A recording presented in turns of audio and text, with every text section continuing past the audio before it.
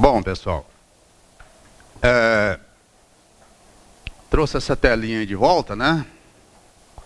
Olha a situação nossa aí, ó, certo? A busca de dominar esse ECF aí, porque temos muito que aprender ainda sobre ele. Ontem, era por volta das 13h30, apareceu um novo ADE e um novo layout. ADE 60, do dia 26 de agosto, ela foi liberada ontem por volta das 13h30.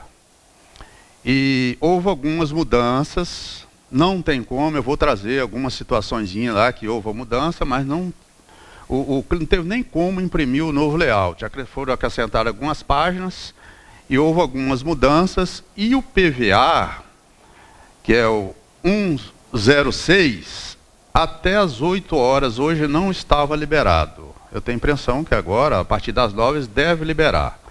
Certo? Eu não sei o que vem nele, mas eu tenho a impressão que não houve muitas mudanças. E a ADL veio explicando e sanando algumas dúvidas que tinha com relação ao 43 lá do mês de julho. Tá? Então vamos falar um pouquinho sobre ele aqui, rapidamente. Mas eu trouxe aqui para vocês... a situação da ECF é o seguinte: a DIPJ, LALU, RTT e FCONT, ele virou o quê? ECF em conjunto com a Lei 12.973 e o regulamento da Instrução Normativa 1515, certo? Então, essa situação, a partir de 2015, mudou completamente.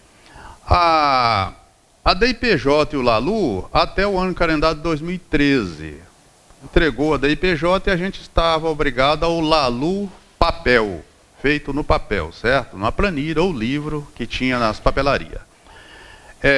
Até o ano calendário de 2014, a gente ainda estava obrigado ao quê? A RTT e a FCONT, certo? Para quem tinha aí as diferenças a ajustar, e trouxe isso lá de 2007, da lei. Então, até o 2014 estava valendo, certo? Com a entrada da ECF em vigor e da Lei 12.973, o que aconteceu? Ó? Pela Lei 12.973, quem optou em 2014, vale para 2014 as mudanças, certo? Na próxima tela eu vou explicar o que foi essas mudanças, o que foram. Quem não optou em 2014, vale a partir de 1º de 2015. Então, a partir de 1º de 1 de 2015, a adoção das normas, as mudanças, está contida toda ela dentro da ECF e é obrigatória, é irretratável. Tá? Essa situação de opção, eu trago essa telinha aqui, ó, porque ela ilustra muito bem essa situação. Na DCTF de agosto de 2014, você tinha que fazer essa opção aqui embaixo, olha, por essa lei, olha, certo? Então, pelo artigo de 1 e 2 e 4 a 70, por exemplo, certo? A 76 a 92, 1 e 2 e 4, 70, 76 a 92. Então, essas opções aqui estão contidas dentro da lei, certo? Que é essa situação aqui, olha, dentro da lei, que vale o quê? Se você fez a opção para 2014, a partir de 1º de janeiro de 2014, você estava obrigado a fazer essa adaptação. Não fez a opção, a partir de 1º de janeiro de 2015. Aí é definitivo. Tá bom? Alguma dúvida sobre isso aqui, essas adoções? Certo. A Lei 12.973 e a Instrução Normativa, o que ela trouxe, que está embutido dentro da ECF? Acaba o regime de transição das normas, que é o RTT e o FCONT. Adoção das normas internacionais é definitiva a partir de 2015. Adoção inicial do saldo das contas e ajustes. Também está tudo dentro da ECF. Adoção inicial das subcontas.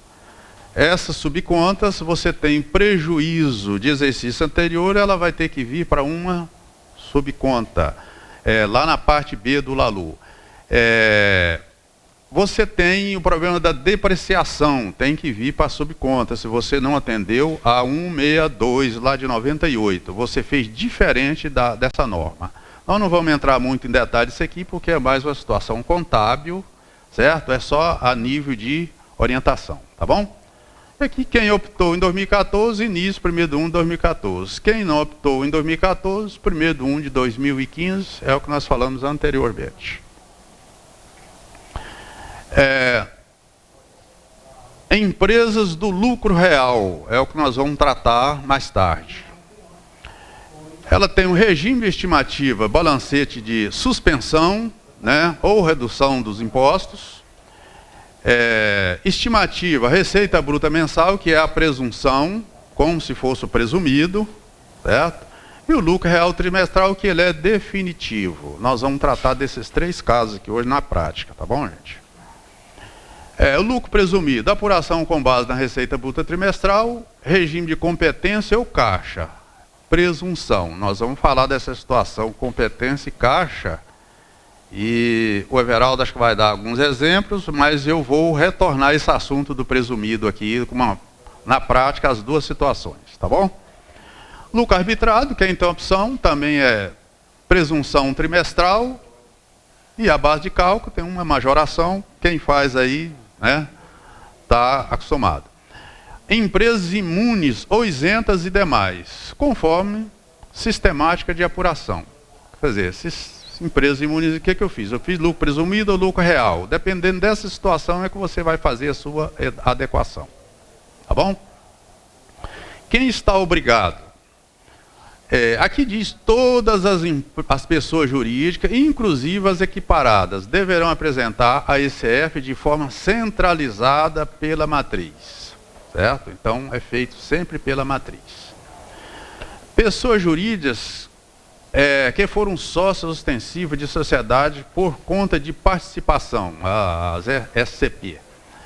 A ECF deverá ser transmitida separadamente por cada SCP, além da transmissão da ECF da SCP ostensiva, ou seja, por CNPJ.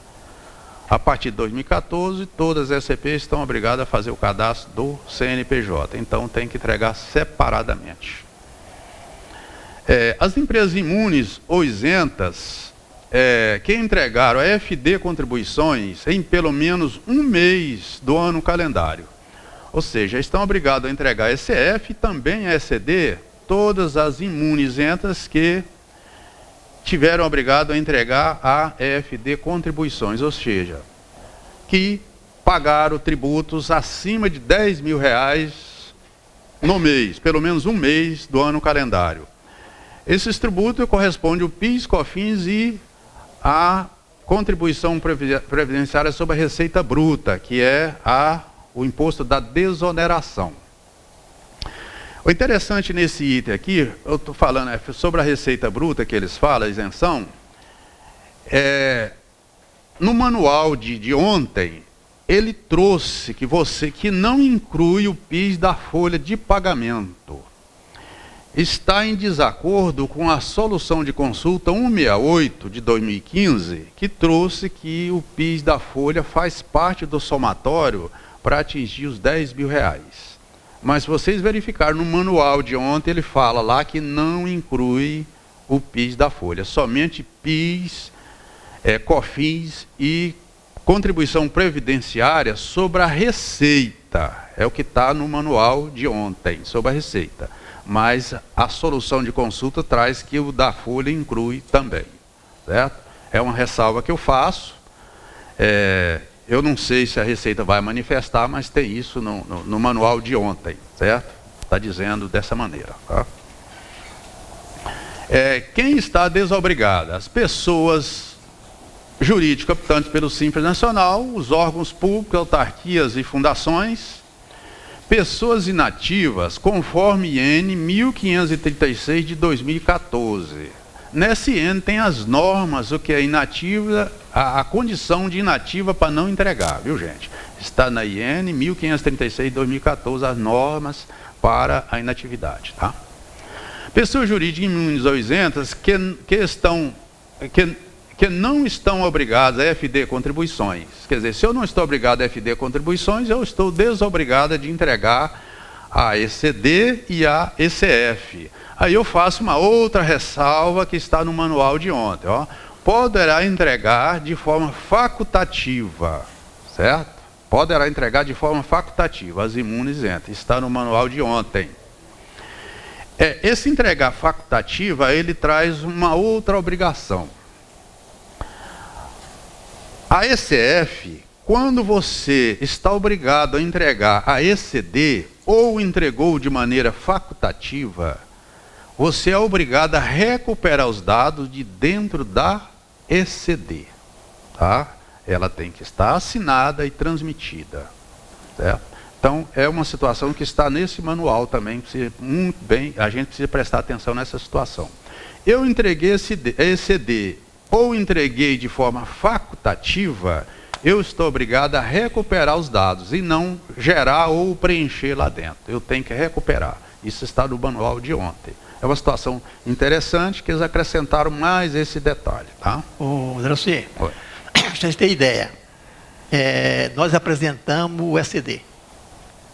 Não falava nada se eu poderia apresentar facultativamente.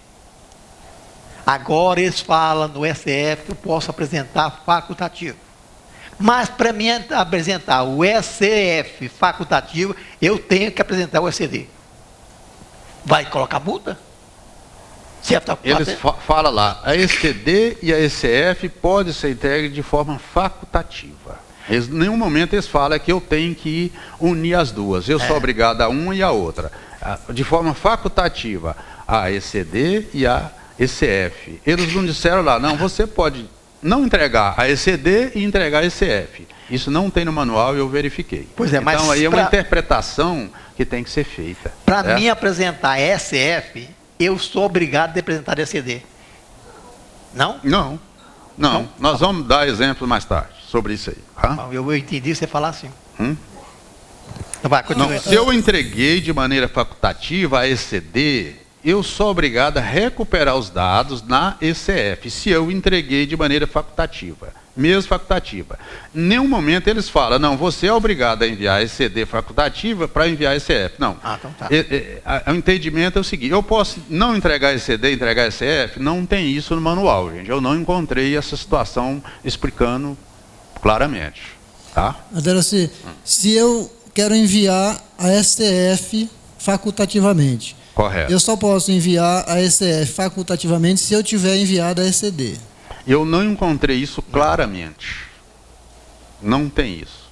Se eu enviei a ECD de maneira obrigatória ou facultativa, eu sou obrigado a recuperar os dados dentro da ECF. Mas lá não diz, não, você pode entregar, tem que ser casado as duas situações. Então lá eu quero mandar a STF facultativo e não fiz a ECD. A ECD. Posso? Pode, eu entendo que você pode mandar, mas não tem isso explicando isoladamente. Mas eu entendo que pode. Se é facultativa, eu posso optar por um ou pelo outro. Isso é um entendimento meu, viu, gente? Também entendo assim.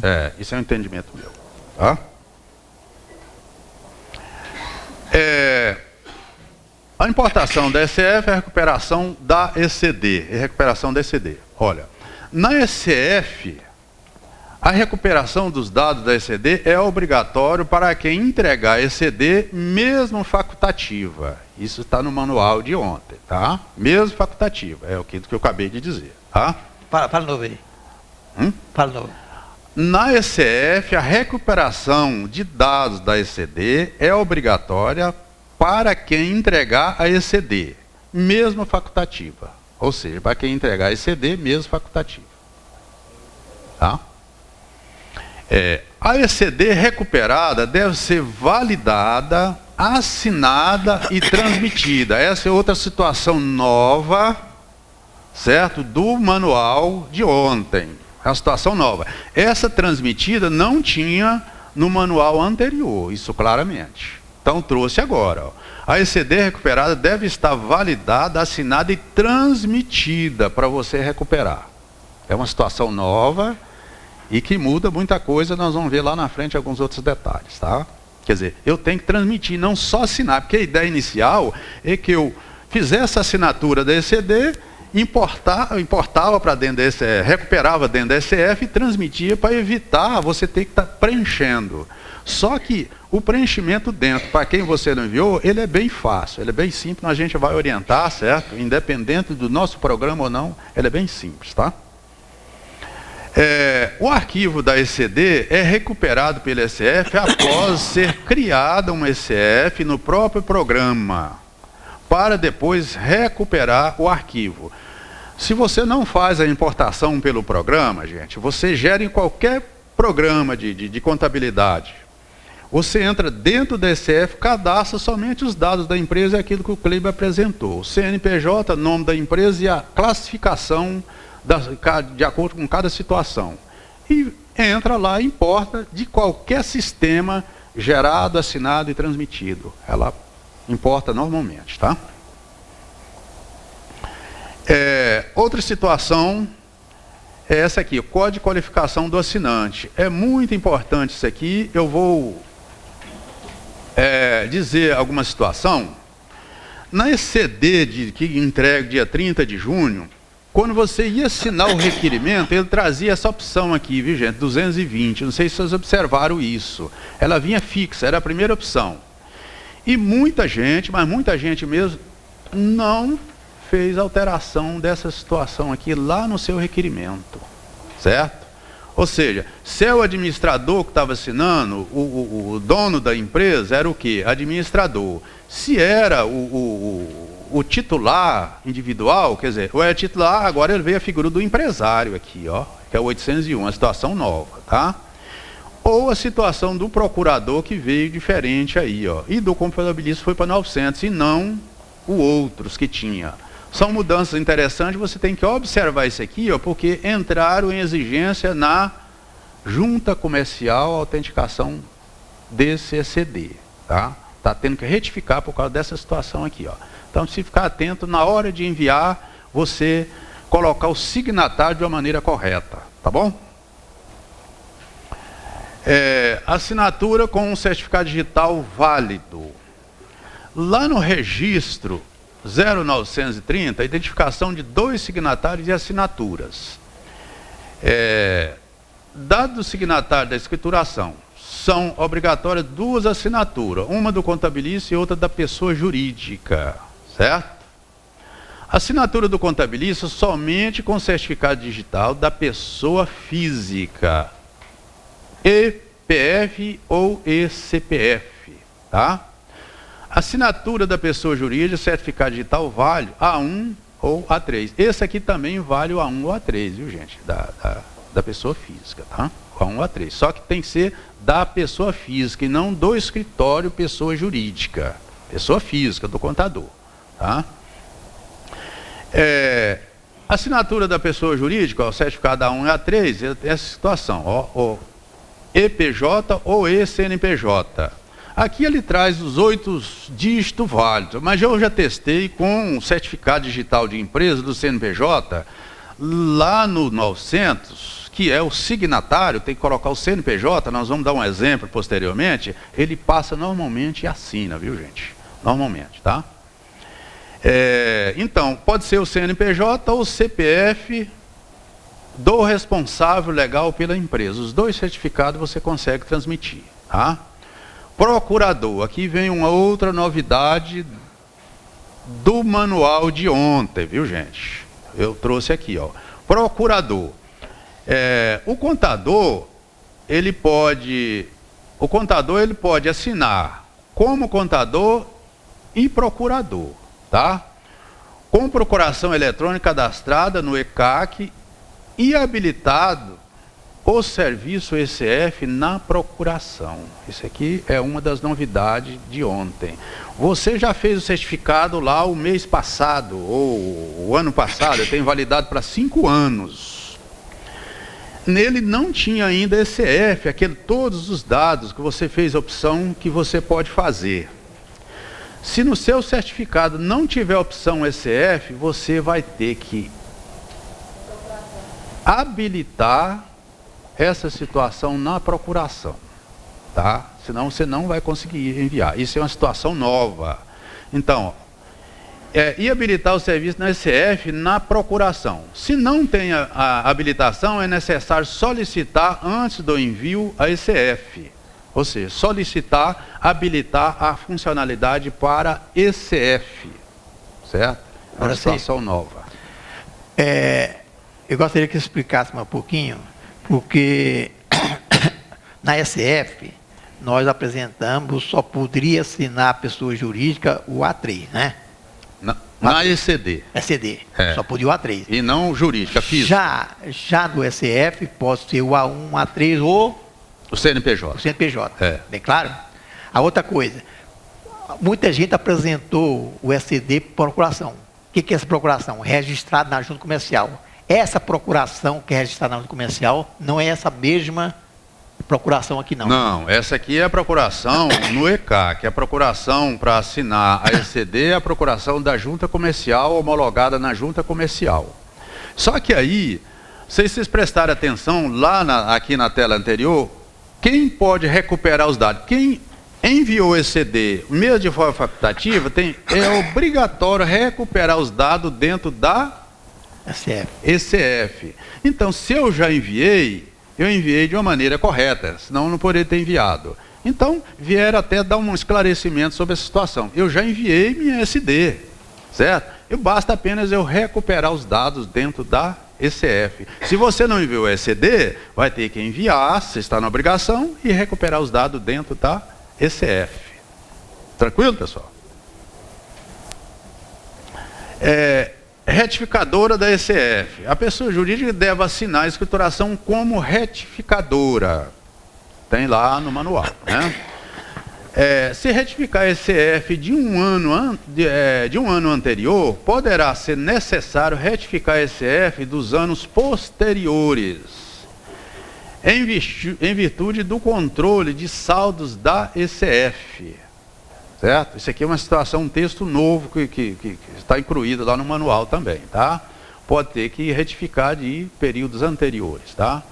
Em virtude do controle de saldos da ECF, aquele saldo do FConte, se você enviar a ECF e tiver essa situação na sua DIPJ do ano de 2013, você tiver aquela alteração no FConte do ano de 2013, e não incluiu, você deverá retificar sua ECF, incluindo aqueles saldos. Saldo de prejuízo, saldo de depreciação do valor presente, valor justo.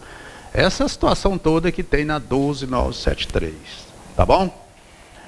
É obrigado a fazer isso. Ó, atenção. A substituição das ECF já transmitida deverá ser feita na sua íntegra. Certo? Pois a ECF não aceita arquivos complementares para o mesmo período informado, ou seja, troca de contador, nem pensar para a ECF, viu gente? Vale para o ano todo. A ECD você troca de contador, envia novamente outro período. Para a ECF isso está descartado, tá? Uma só por ano. Trocou de contador, traga os dados para poder fazer a ECF.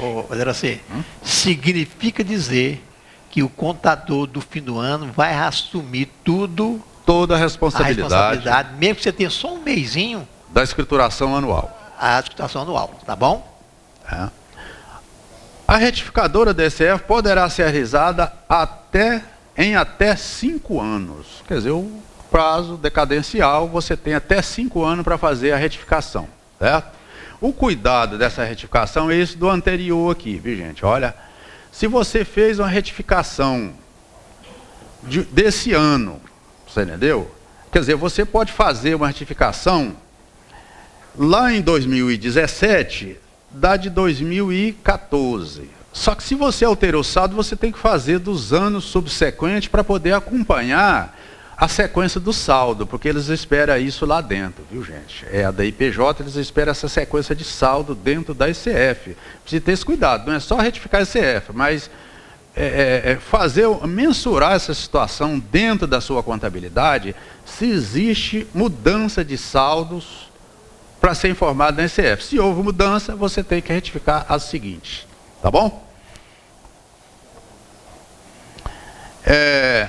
ordem de apresentação, eu coloquei aqui, vamos falar do presumido, o Everaldo vai falar sobre o presumido, depois eu vou fazer uma situação que ele vai falar dentro do nosso programa, e eu vou falar, se você não estiver utilizando o nosso programa, os procedimentos para você utilizar dentro da ECF ou importação do nosso programa. Eu vou falar um pouquinho sobre isso aqui, tá? Eu vou falar sobre o real estimativa presunção, que é aquela que você paga mensalmente de acordo com a presunção, ou seja, o cálculo do presumido você traz para dentro do lucro real e faz o ajuste em dezembro, correto? Lucro real estimativa suspensão, você faz o balancete de suspensão mensalmente e traz para dentro da ECF essa situação. E o real trimestral, que ele é definitivo.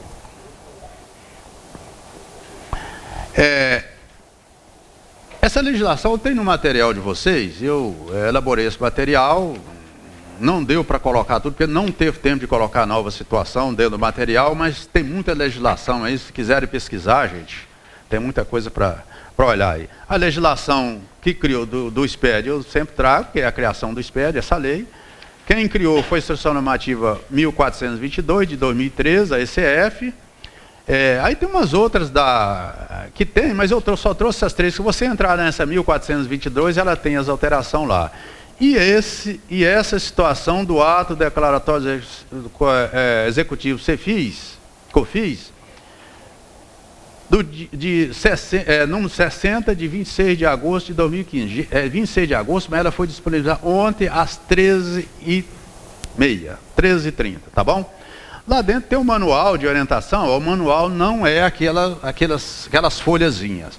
Já é um novo manual, foi extinto, certo? Foi revogado a ADE 43 do manual anterior. Tem mudanças dentro dele, viu, gente? Tem algumas mudanças e esclarecimento, tá? São 1.348 páginas, esse manualzinho aqui, tá? Então, se você for lá acessar o site da Receita, está lá esse manual, é só olhar e tem uma explicação lá, tá bom? Então, vamos à prática. Obrigado, agora é com o Everaldo no presumido. Mas se tiver alguma dúvida, estou à disposição, tá bom, gente? Uma empresa que ela não tem receita, ela só tem parcelamento. A empresa que faz refis e errodividade, os sócios estão pagando. Certo. Ela não está inativa. Qual a sistemática de tributação? Presumido, real? Presumido, está na obrigação. Qualquer empresa que está no presumido, real, está na obrigação, sem exceção. Não, ela não é real. Real, presumido, imunizenta com aquela situação da IN 1252, que é a FD Contribuições, está na obrigação.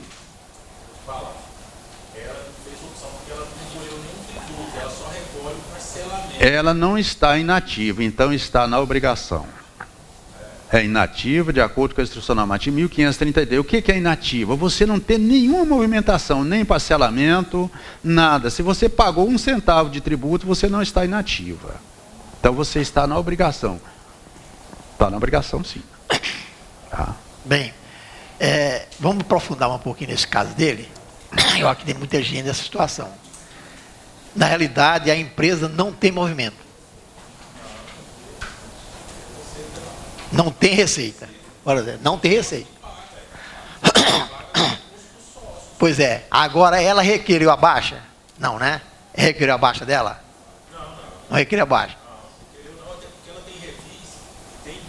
Ó, então, vamos. Mudar. É o seguinte. O que ele falou? Está pagando com o recurso do sócio, mas em nome de quem? Não está inativo e está na obrigação. Tá? Você pagou R$10 no ano, R$10 lá no dia 30 de dezembro, R$10. Está R$10 do CNPJ da empresa. Se tiver um mês do ano, você está na obrigação. Tá? Recolhimento de tributos, nesse caso, os parcelamentos, às vezes a empresa ela encerra a atividade, hoje em dia acontece. Correto. Encerra a atividade, mas fica os dados lá, depois aparece o sócio, faz a parcela. Não, se na baixa ficou definido que vai pagar lá para o sócio, aí não tem na legislação essa explicação, certo? Ela está baixada? Não. Ela não está baixada. Então, não é motivo para não enviar. Não. Não é motivo. Você tem ela não, a obrigação de enviar não está inativa. Certo? Não está inativa. Se ela não estiver inativa, ela está na obrigação. É o que diz a lei. Todas as pessoas jurídicas, certo? Ou inclusive equiparadas, estão obrigadas a entregar. Exceto o quê? As inativas, de acordo com a instrução normativa 1536. Se for olhar nessa instrução, ela fala isso. Certo? Recolhimento, qualquer movimentação em nome da empresa. Fala. Espera um pouquinho, só completar aqui, colega. Fala. Colega, ela está inativa, só está pagando débito atrasado de exercício anterior. Na IN 1422, que trata da SF, lá no parágrafo 2º do artigo 1º fala: a obrigatoriedade a que se refere esse artigo não se aplica às pessoas jurídicas inativas, de que trata a ação normativa 1306, de 2012. Então, ela está inativa, né? Tá, para lá, vamos para a observação. Aí, então, ela fala aqui: as pessoas jurídicas inativas, de que trata a IN 1306, de 2012. Então, vamos lá na 1306, de 2012.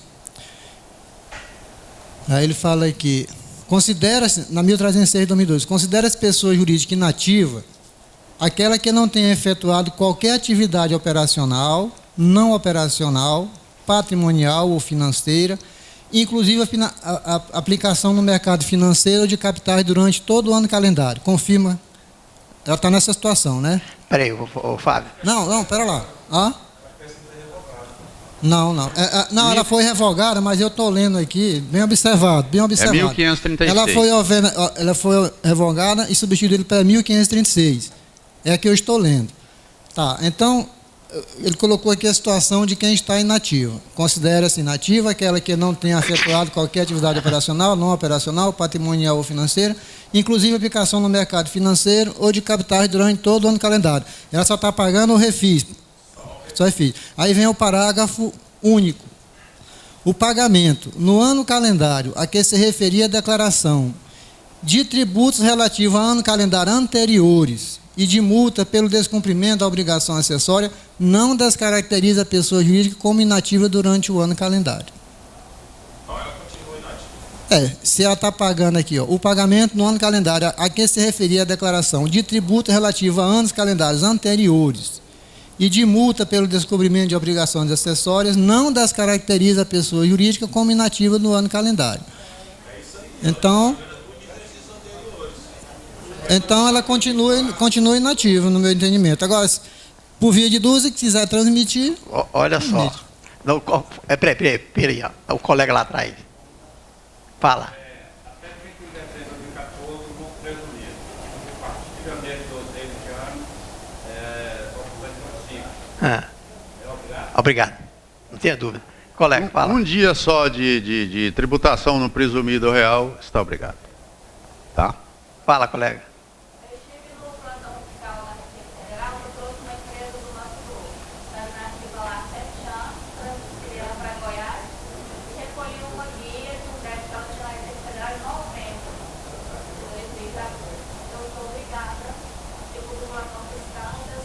Mas a guia que você pagou era referente ao exercício de 2014? 2012. Um débito feito de não entrega de DCTF, aí eu paguei esse débito em novembro para transferir. Então você volta lá e leva essa IN aqui para ele ler lá, porque...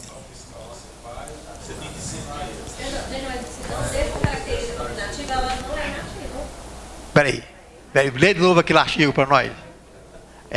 Lê e a gente tem que ler 10 vezes, né? Escuta, ó, você é interessado aí, ó. Espera um pouquinho. Parágrafo único. O pagamento... Peraí, fala.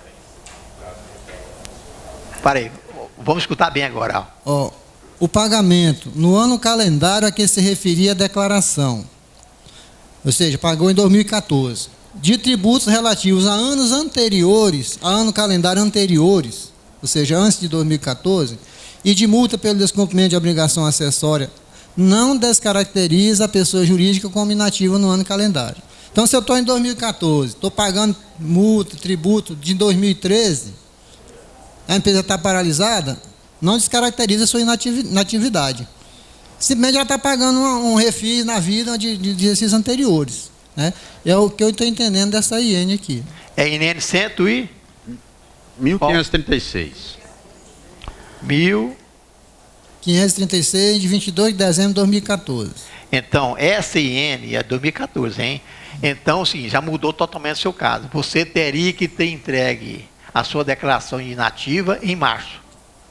Aí o caso paga R$200, apresenta. Então, vai apresentar ela, paga R$200 e pronto. Aí você está desobrigado a apresentar o SCD. SCF também, né? É porque até então, quando tinha as declarações, a gente fazia declaração sem movimento. É, tem movimento. Sem movimentos. Acabou as declarações. É. Ficou na dúvida se apresentava a inativa ou se não apresentava.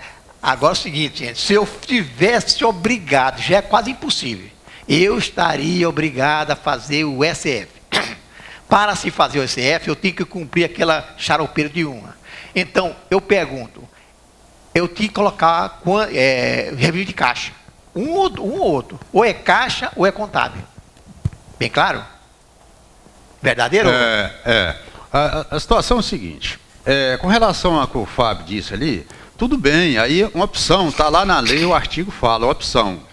Mas a minha falou lá um negócio interessante. Na Receita Federal, eles não estão entendendo assim. Agora, é preciso ir na Receita, questionar, fazer uma consulta, para ver se realmente você não está na obrigação.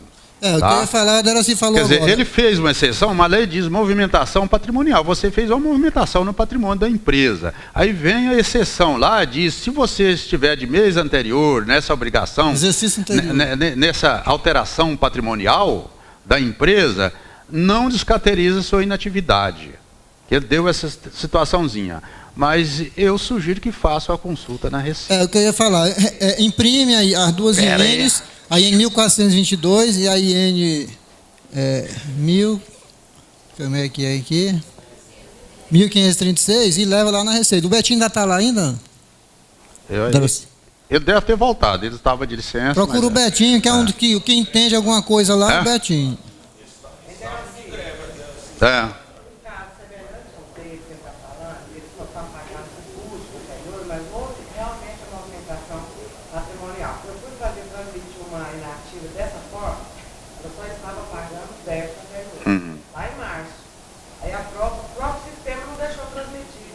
Ele barrou. Foi detectada a operação financeira, portanto você não é caracterizado como inativo. O próprio sistema da Receita Que está ali, mas a Receita não preparou o sistema para isso, ou o entendimento dela ainda você entendeu? Então precisa. Sugestão, volte lá, faça uma consulta e verifique isso. Ela não paga, ela só, você faz aqui, quem paga Não, mas a Receita não sabe disso não, viu? Paga em nome da empresa ou nome sócio? Receita não sabe disso não, viu? A Receita olha para o CNPJ, não olha para isso não. Tem coisa bancária. Para a Receita ela tirou do caixa. Pessoal. Só para encerrar, Everaldo, uma sugestão. Se empresa nessa situação, eu sugiro que o contador imprima essa instituição normativa, grife esse parágrafo único do parágrafo 1º do artigo 1º e pegue por escrito do empresário, a ciência disse que ele está dizendo que ela só está pagando o parcelamento de exercício anterior. Porque muitas vezes ele omite a informação para o contador de que ele fez um depósito na conta da empresa em 2014, que ele pagou uma duplicata, entendeu? Você pegando por escrito, você lá na frente você tira o seu da reta. Bem, você me informou que não tinha nada. Se não tinha nada, eu não enviei. Entendeu? É bom pegar por escrito, por e-mail do contador, do empresário. Bem, pessoal, eu acho que essa IN está mais lógica. Pode falar, colega.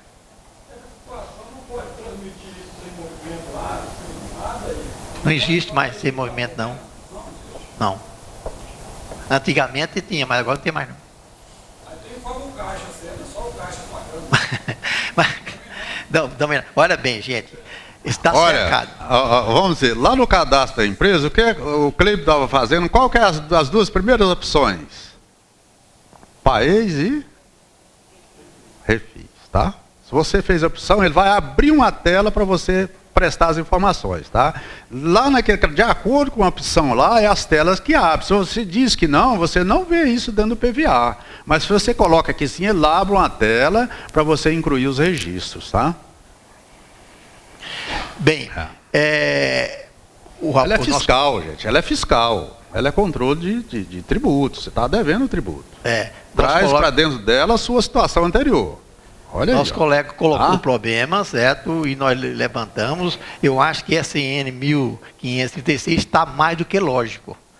Está muito lógico o caso aí, certo? Porque não se concebe, porque eu vou apresentar ECF, Exploração Contábil Fiscal.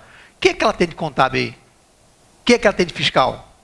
Não tem sentido, certo, apresentar o ECF ou o ECD. Não tem nenhuma característica. Então, no nosso entendimento, você tenta apresentar para inativa, que é em março, paga a multa, e você não vai apresentar o ECF, e pega essa instrução normativa, o artigo da instrução normativa, e vão guardar ela para você defender futuramente. Se ele não quiser receber, leva a instrução normativa para eles verificar isso lá, certo? Eu já tive um sabu muito grande também com a Receita Federal, que eu tive uma vez que eu baixei uma empresa, ele deixou para baixar a empresa sem apresentar a declaração de imposto de renda. Depois eu fui tentar apresentar a declaração de renda, não pude apresentar, porque eu tinha baixado o CNPJ. Ó. Eu tive que reativar o CNPJ, reativar tudo, pagar a multa do DCTF. Aí, Everaldo, você está com razão, foi erro nosso, mas que eu tive lá, eu, a Deroci, mais outros lá, foi erro nosso, mas para mim você defender, você tem que entrar com o processo. Então, eu preferi pagar a multa dos 700 e pouco, certo? E retifiquei novamente. No fim, eu tinha cobrado 1.500 para dar parte da empresa, só ganhei só os 700, só porque eu tinha que pagar a multa, certo? Olha como que é as coisas. E a culpa lá dentro da Receita. Infelizmente, os plantão lá não estão funcionando, certo? Infelizmente.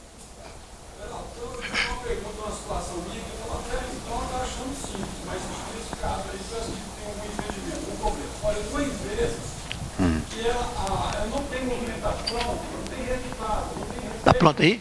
Correto. Está pronto? Estão prontos a comer? É ostensiva? Não é SCP, não?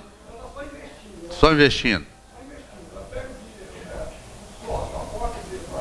Uhum.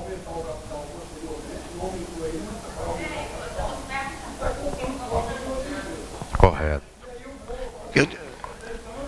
Vou enrolar aqui. Quantos minutos?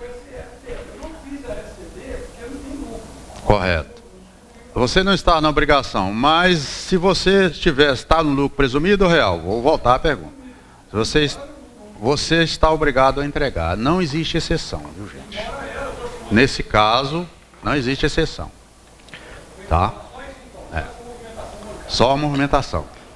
Bem, pessoal, no caso do colega, foi bom que eu não falei para você, não falei para vocês que a gente eu ia sair mais enriquecido aqui. Então aprendemos isso agora. O Fábio é craque em olhar a lei, certo? Então ele é craque em olhar a lei. Mas se for na prática também, ele não vai saber não, né? Na teoria está bom, né? Mas vamos juntar a teoria com a prática que a gente vai para frente, certo? Então, tudo que eu pergunto aqui, você está na lei, Fábio? Aí o Fábio olha lá, aí ele traz a lei, é resolvida a questão, tá? Outra coisa, para ganhar tempo aqui, enquanto está o cafezinho aí, é um caso esquisito. Olha aquele caso do regime de caixa, Fábio, entra na lei. Seguinte, a pessoa apresentou o ECD. Eu vou enrolar um pouquinho até chegar ao café, porque eu quero entrar na prática depois do café, tá bom? Apresentou o ECD. Porque ela estava obrigada a ceder, porque ela distribuiu o lucro superior ao permitido, né? De acordo com a presunção. Acontece que essa empresa, ela usa o regime de caixa. Quem de vocês usa o regime de caixa aí? Levanta o braço. Ninguém, graças a Deus, né? Hã? Regime de caixa. A menina usou. Tem muita gente que quer usar o regime de caixa. Acontece que o Fábio teve um acordo. Fala o acordo para nós, Fábio. Achou ele?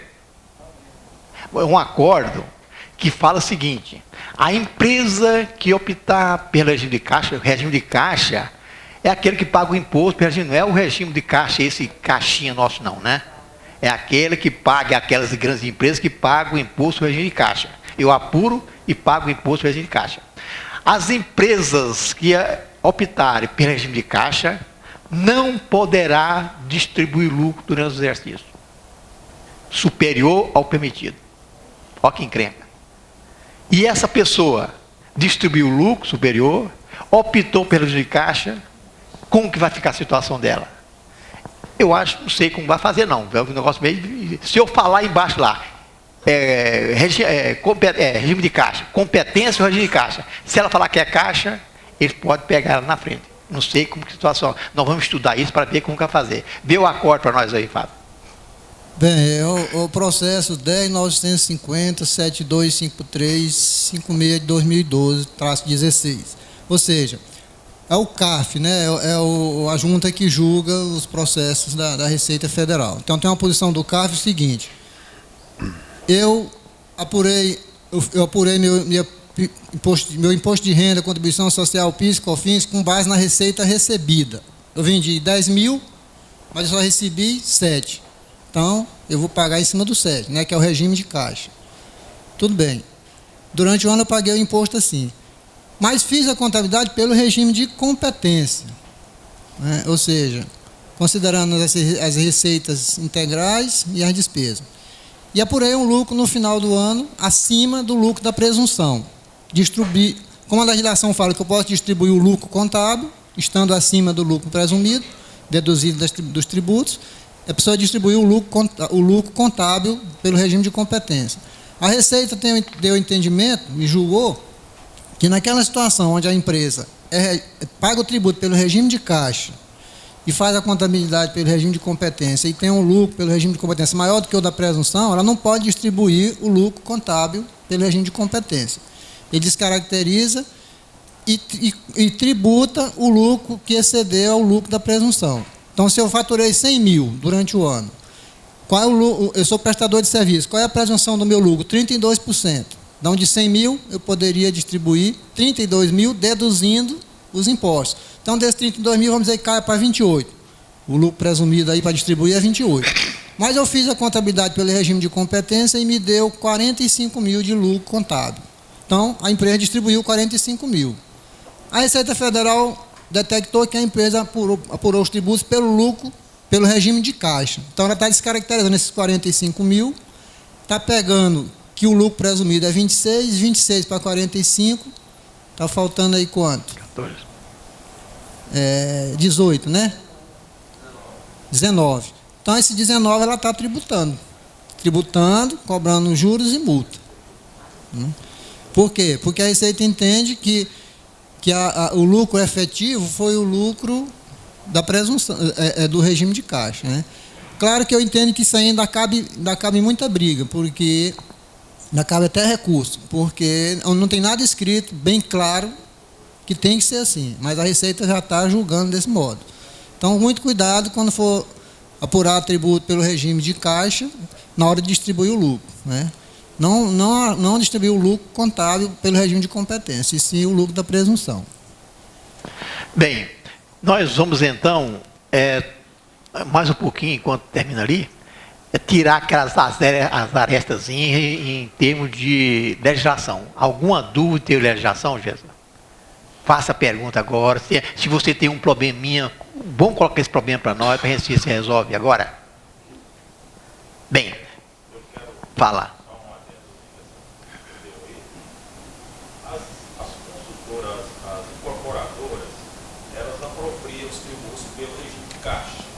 Certo. Nesse caso aí, eu acho que não abrange esse sentido aí, não é? Porque tem uma lei que fala que é diferente. Quer responder, Fábio? É diferente. Não, é a mesma coisa. Não. É diferente. Ô Everaldo, Ah. o que ele está falando ali ó, é exatamente o que o Fábio falou. A forma de tributação não é competência. Não vamos dizer caixa e contábil, que tem duas opções no sistema do ECF. O que ele está falando ali, ó, que no caso das incorporadoras, ele tributa de acordo com o recebimento. Ou seja, ele não usa competência, que é o contábil, ele usa o caixa. Quer dizer, eu recebi, eu ofereço a tributação. Certo? Tem especificamente dentro desse aí, é simplesinho, inclusive, né? Certo? Você vai lá, cadastra a empresa, diz que é caixa e não competência, ele lava a tela para você colocar a receita e fazer. E isso no presumido. Mas não é pelo... Hã?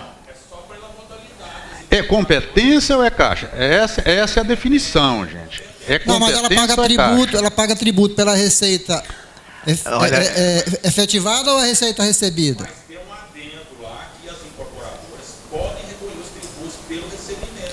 Pois é, se ela caixa. está recolhendo pelo recebimento, pela receita Caixa. recebida, isso aí é regime de caixa. Não é? Pode. Regime de caixa. Olha, vou fazer uma pergunta para ele. Você faz a contabilidade? Na contabilidade, você contabiliza, você apropria a receita na contabilidade de que maneira? Dentro do mês que você recebeu? Porque aí o que eu estou vendo é o seguinte: contabilidade é competência. Como a lei diz que você pode usar pelo regime de recebimento ou a situação, você coloca na contabilidade ou na escrita fiscal quando você recebeu. Está correto? Quando você recebeu. Isso realmente não é regime de caixa, é competência. Aí se está na obrigação, não tem nenhum problema, não tem nada a ver. Tá? Especificamente no caso da incorporadora. Tá? Está querendo falar no caso dela? Já. Suponhamos que está me chegando no final de setembro. Eu ainda não estou. Um exemplo, eu não estou com essa contabilidade pronta. Então não tem jeito de transmitir DSS. Eu tenho jeito de fazer ela manual, mas eu vou Dentro da ECF, ela negativa, por exemplo. você está obrigado a exceder? A resposta é essa. Você está obrigado a exceder? Não está obrigado? Tranquilamente. Você entra lá e faz, é simplesinho. Eu vou dar um exemplo, inclusive, para vocês. Tá? A pergunta-chave é essa. Certo? Um exemplo dessa empresa que Isso. aparece empresa que emite uma nota hoje, outra depois, às vezes você não terminou o negócio. Basta você saber a receita. E, é claro, saber a receita. E se é 8, se é 32, se é 16. Certo? Só isso. Essa anotaçãozinha você vai lá e preenche. Eu vou dar um exemplo para você disso aí. Tá? Eu vou fazer uma pergunta para ele lá. Vou fazer a pergunta. Vou chama? Olha, se ele optar por esse sistema de você fazer diretamente, você não é obrigado a colocar o sistema Lzinho lá, que é caixa? Sim ou não? Não, Everaldo, não vamos confundir as coisas. Não quer Aquele problema. caixa com outro, aquela opção que o Clipe fez lá na tela, é o seguinte: você fez a opção você é obrigado a exceder? Se você não é obrigado, você está no outro de baixo. O outro de baixo significa o quê? Caixa ou outras situações. Gente, eu vou Aí, mas lá na frente tem é competência ou é caixa? Aí que você vai definir a situação. Gente, Não, na primeira opção você vai dizer que é caixa porque você não está obrigado a entregar e exceder. Lá caixa, a palavra caixa, quando você coloca o cursor em cima lá... Aí. Deixa eu colocar. Peraí, olha bem, gente. Olha só, Doraci. Ou você é caixa, ou você é contábil. Não tem escapatória. Se ele está fazendo lá, ele não fez a contabilidade, certo? Não sei porquê, não fez cuidado. Você tem que, vai fazer diretamente? Vai. Você tem que falar que é regime de caixa, porque ou você apresenta o livro caixa, ou você apresenta convidado. Dos dois, não tem escapatória, gente. Bem claro? Calma aí. Calma aí. Calma aí. Mas não, aí, se for contábil, você tem que apresentar o contábil. Como se eu estivesse apresentando a antiga declaração de Não vamos tampar. Tem que fazer. Mas depois vai retificar, depois vai informar. Se você conseguir passar ela, mas não vai conseguir não. Porque se você colocar que é de contábil, eles vão pedir o balanço, vai pedir a DRE, vai pedir tudo. Olha aqui, Everaldo. A situação é essa aqui, eu tinha tributação, tá vendo? Você falou que é o seu, né? Obrigado a entregar esse CD, ou, aqui você coloca o cursor e tá aí, ó. Obrigadas a entregar a ECD, certo? Não foi obrigado. Ó, facultativo, inclusive facultativo aí, tá vendo? Ó, tal, não é obrigado. Esse aqui tá o outro. Se você colocar o L, aí eu teria que colocar em modo de edição, eu teria que cadastrar uma aqui para ver, que a minha eu fiz aqui. Mas a outra aqui, se você colocar o caixa, aí vem o caixa. O caixa significa que você não está obrigado a entregar a ECD. A ECD. Não significa competência ou caixa, não. Você não está obrigado a entregar a ECD. Se você não está obrigado, vamos fazer dentro da ECF. E é simplesinho. Eu vou dar um exemplo para vocês disso aqui. Porque ECD, a empresa, ela não teve distribuição de lucro, não teve nada, então ela não está obrigada a ECD. Tá? O do presumido, se você não distribui o lucro acima da presunção, você não está na obrigação. Então, o caixa nessa tela. Não significa que você pagou pelo regime de caixa, não, viu, gente? Essa é a diferença, tá? Gente... Mas nós vamos falar disso aqui na prática. Pessoal, o café já está pronto, tá? Vamos dar uma respirada, lanchar um pouquinho e a gente volta para atacar.